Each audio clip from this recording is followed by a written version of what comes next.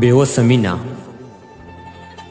د ماښام مونځ چې مې جومات کې وکړو کور ته راغلم د خپلې مور سره د کټ په لنګه کېناستمه ناڅاپه ډب ډب شو چا ورته کوڅې وډبوو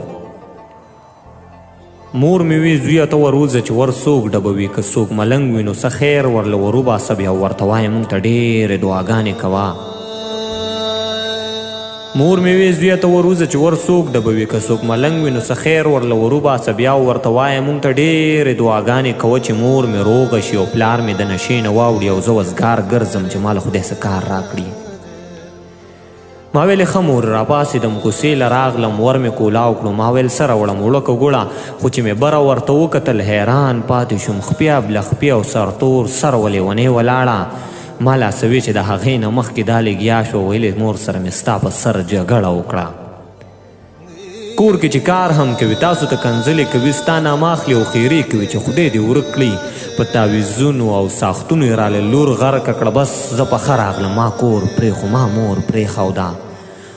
راځه چې دواړه چېرته لرې د دې خلکو لاړ شو دا خلک دلته مینان مینې ته چېرته پرېږدي ما ویلې نه لیونې دا څه کې دنیا به څه وایي چې د پلانکي خان لور د شپې چا سره وتښتېده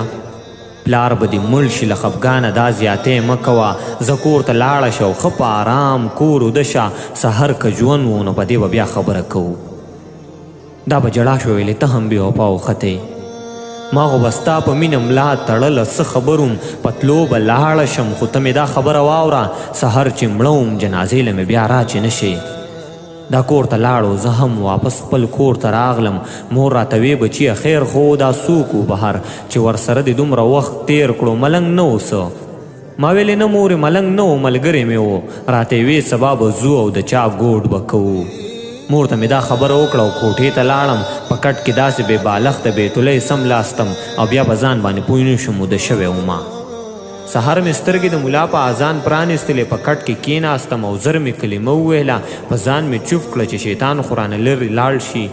ما وی چې پاسم اودس وکړم مونځ وکړم په دې کې بیا لوډ سپیکر وګړنګېد ملا صاحب ووی مسلمانانو یو د مړي اعلان هم واورئ په دې کې بیا لوډ سپیکر وګړنګېد ملا صاحب ووی مسلمانانو یو د مړي اعلان هم واورئ زموږ د کلي د پلانکي لور په حق ورسېده د کلي خلکو یو یو کټ راواخلي هلته راشئ اعلان مې واورېد خو ما ویل جوړې خوب وینم چې دروازې ته مې نظر شولو نو مور مې راغله راته یې وی بچیه پاسه لیونۍ مړه شوله خیر دی نن ګوډ لمزه نن د مړي ځای ته ورشه مور مې خبره لا پوره مکمل کړې نه وه زه زر راپاڅېدم او سیده هلته ورغلم هلته چې ورغلم یو شور و یو غوغا جوړه وه مور به یې چغې کړې چې یلې ونې پاسه که نه ځای راجارو که او بیا لوښي د ټول کور ووینځه پلار له جامې دې ورکړه روڼو ته دې چای کېدوه زما وړې زما خوږې لور راپاسه که نه مورې په کور کې جړل پلارې په کوڅه کې جړل روڼې زلمي و خو هغوی هم په پرده کې جړل د کلي خلک لوی واړه هم ټول خپه ولاړو د لیونۍ په کور بې وخته و قیامت راغلی یو څو کسان دې خوا ولاړو زه یې خواله راغلم ما ترې تپوس وکړو چې دا لیونۍ څنګه مړه شوه یو راته ووایي چې سیاد شاهي ته نه خبر ما ویلې نه خدایږو خو ته مې لږ شان پوه کړه که نه هغه وی خلک وایي دا چې و په چا مینه هغه سپېره هغه بدبخته دې له زړه مات کړلو دا یې د ژوند په نیمه لاره کې تنها پرېښوده نو دې په دغه وجه زهر وڅکل ځان یې مړ کړو د لیونۍ د خولې خبره خو رایاده شوله چې سبا مړه وم جنازې له چې مې رانه شي بیا د لیونۍ د خولې خبره خو رایاده شوله چې سبا مړه وم جنازې له چې مې رانه شي بیا ما وی پښتون یم په ژوند درله زه هم نه درځم خو چې ځان مړ کړم نو تا سره یو ځای به شمه